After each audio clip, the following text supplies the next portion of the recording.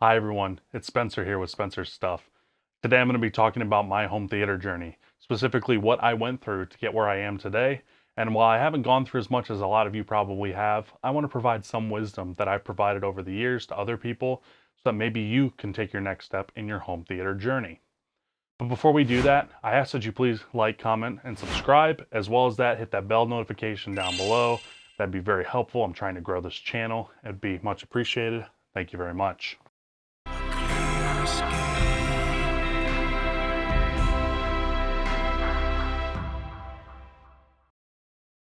All right, jumping on in, I'm going to start out by saying home theater is a journey. You're either going to start that journey and love it and continue it on for the rest of your life, or you're going to say enough is enough and you're going to keep it simple.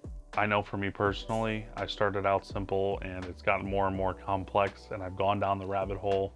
And while it is a lot of fun, just know that the home theater journey can be very expensive. So fair warning to you. I'm gonna at least start by talking about my progress and where I've started out. So basically back in about 2013 or 14, I had a Klipsch iGroove, which was at the time this little docking port basically for an old iPod. It was like I think it was 32 prong iPods and the iPhones. And I used this as my first home theater speaker, believe it or not. And this thing, while it sounded good for the size, was definitely not a home theater speaker. I took this speaker and plugged it in over a headphone jack to my TV. You couldn't control volume. You had to get up to change the volume or use the little remote that it came with. And while it was good and lasted me for about 2 years, I blew it.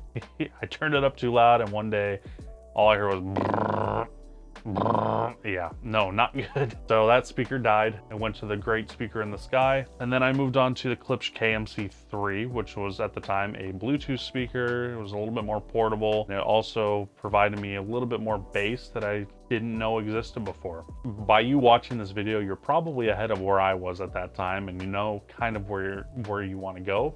I will say for me, the process led me 3 ways. So I got the iGroove KMC3 and then I moved to an LG soundbar. My advice to you immediately, eliminate 3 steps. If you're already here, you already know kind of what you want. If you don't know the speakers you want specifically, but you want to start somewhere, buy a cheap soundbar. 200 bucks or less. Get an LG, Sony, Samsung, Vizio soundbar with a subwoofer. Do not get an all-in-one. Make sure it has a subwoofer so you can at least understand the bass and the dynamics of a soundbar and all that in your room. Start from there, because you don't want to buy stuff that's too expensive if you're looking to get into separates, because you're going to end up wasting money and you're going to end up going on this constant upgrade path, and the money that you spent on $400 on a soundbar could have gone to something that was much better in the long run. So start out cheap, start out easy, scratch the itch with the soundbar. For me, after I bought that soundbar, I decided I wanted to move into home separates, and this is where the journey starts. You need to start out picking based off your budget. If you can't afford something, don't buy it. It's that simple. It's the way of life. Don't put it on a credit card unless you can pay it off. I have broken this rule a few times, and I can really say, do not go into debt to buy speakers. Figure out, do you want towers first, or do you want bookshelves first?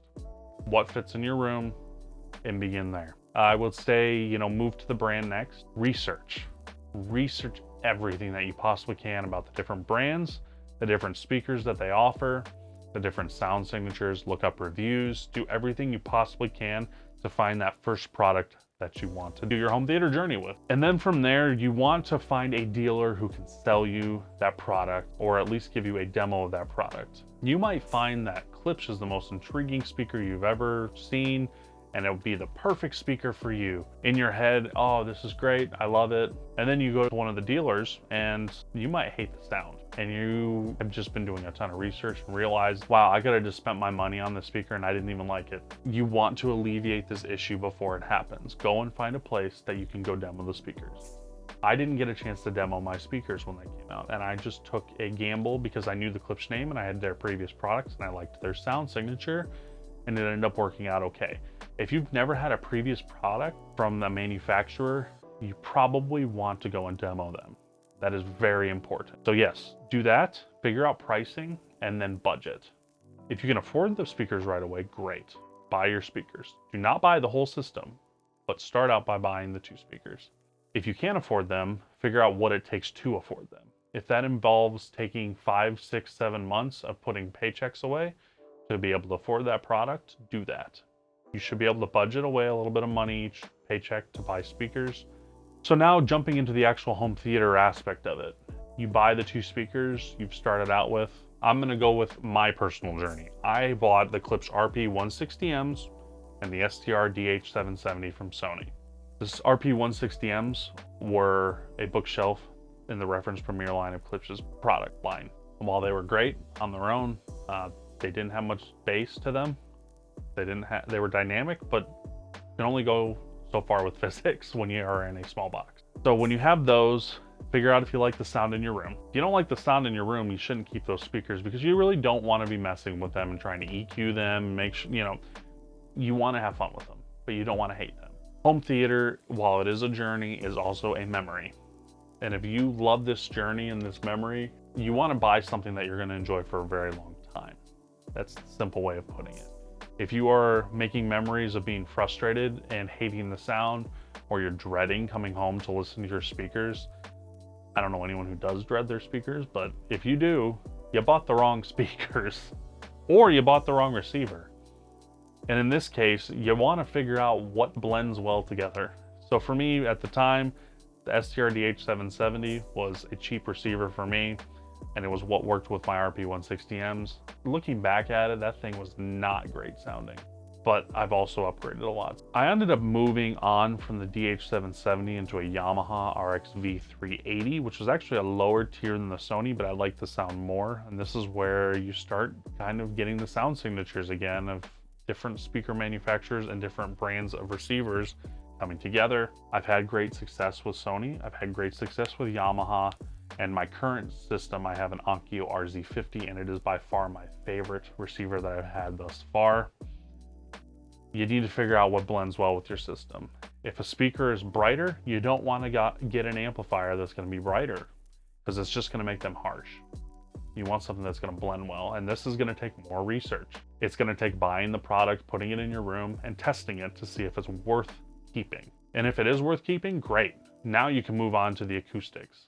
So you've got the 2-channel, you get them tuned in, set them to 85 or 75 dB reference, or you can run room calibration with them, whatever you want to do. I probably wouldn't run room calibration yet because you only have 2 speakers. What's the point if you're going to keep upgrading? Unless your upgrade path is much longer, then you can run room calibration. From here, this is where discrepancies come in. Some people say buy a subwoofer, some people say buy a center channel.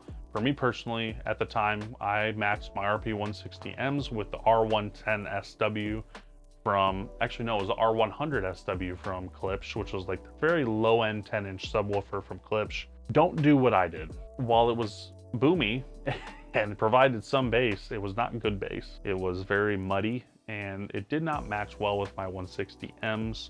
Buy a subwoofer that's in the same line of product or higher than what you're running. And I say this because you're going to end up disappointed with your subwoofer if you don't do that, because the match isn't going to be correct. I also recommend you don't buy a 10-inch sub or smaller.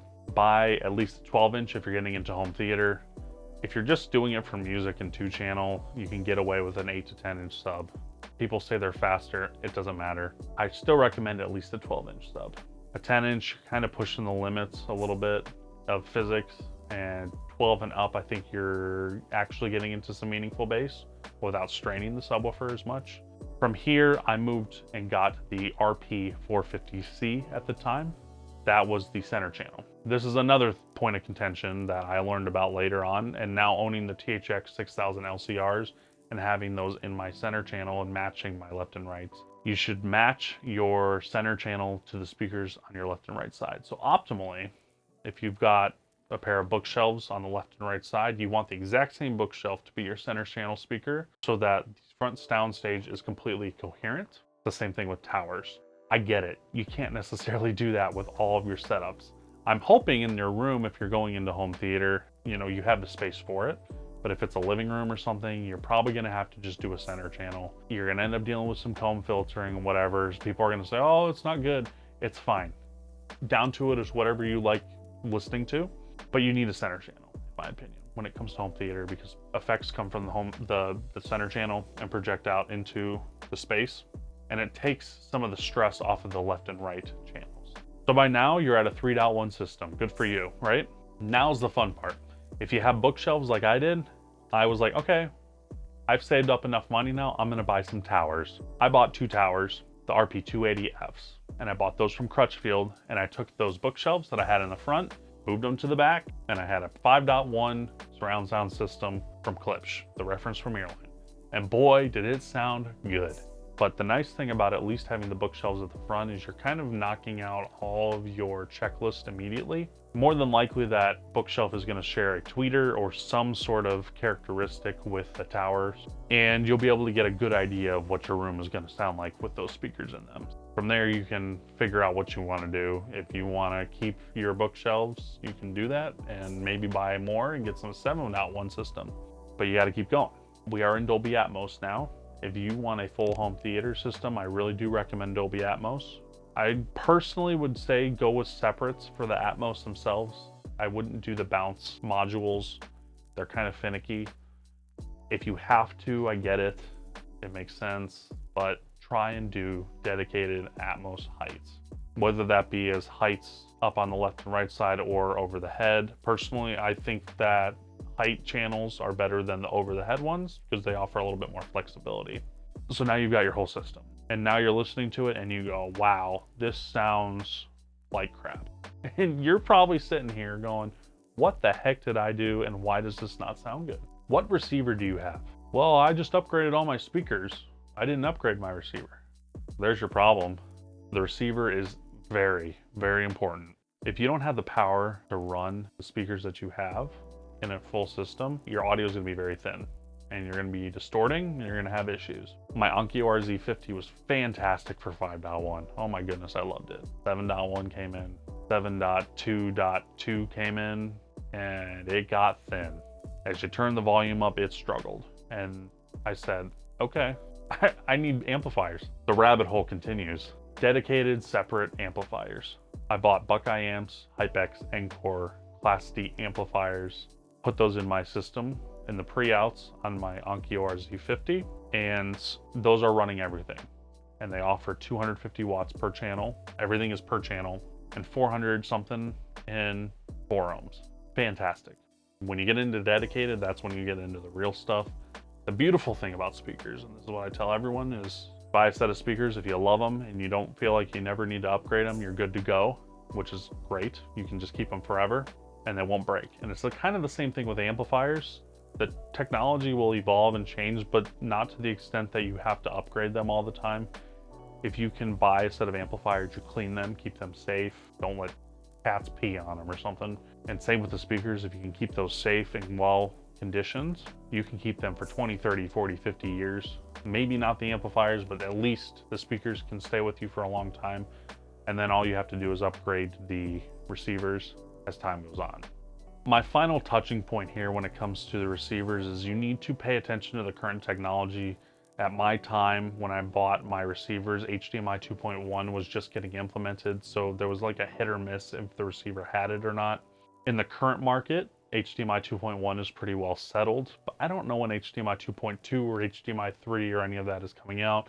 That is up to you to keep track of, because your TV or whatever visual stimulus you have for your home theater may have a more current HDMI. And if you don't have that more current HDMI in your receiver, you're gonna end up with issues, whether it be trying to play games or everything else. You wanna make sure that your TV/receiver matches up HDMI specs. So in summary, start with the soundbar, $200 or less. Figure out what you want. Bookshelves, towers. Research the brands. Figure out what brands are appealing to you, what sound signature you like. Look at reviews. Once you've figured out what brands you want to hear, go to the dealer or Best Buy and listen to the different tiers of products. See what you like. I recommend the medium tier to start out. If you are not wanting to upgrade again, start trying to save for a higher tier. The next step is budgeting. Once you figure out the speakers that you want, budget, budget, and budget. Do not go into debt to buy speakers. I know it sounds like fun, but it's not. Take it from me. The next step is to buy the speakers. Set them up in 2-channel. Do not buy the whole system at once.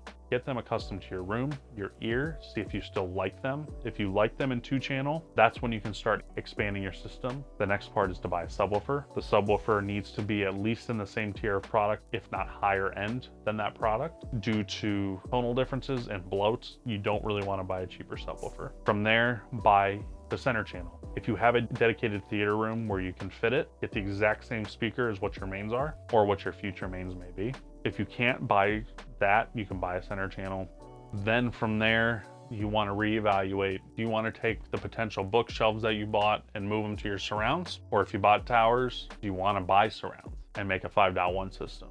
And then from there, it's just, do I keep going? Do I want to move to 7.1 or do I want to move to 7.2? Do I want to buy another subwoofer? Do I want to get into Dolby Atmos? And from there, you just keep going. If you do get into Dolby Atmos, I recommend you do not use those bounce modules.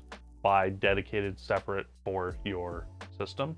Once you get to that point, at the end, you need to pick and choose what receiver do you want. You might want to do this earlier. If you're planning on going all out Dolby Atmos, you need to pick a receiver out probably sooner, just so you aren't hurting your speakers. If you're not listening super loud, that's probably okay, but if you're getting 4-ohm speakers and you're expecting this receiver to power them all in Dolby Atmos, your receiver's gonna get really hot real quick and it's gonna die real quick. So buy a receiver that is capable of powering your speakers. And if it's incapable of powering those speakers, either A, you need to reevaluate the speakers you bought or buy, or B, you need to look at buying separate amplifiers to power those speakers individually to make sure that they are capable of doing what you need them to do.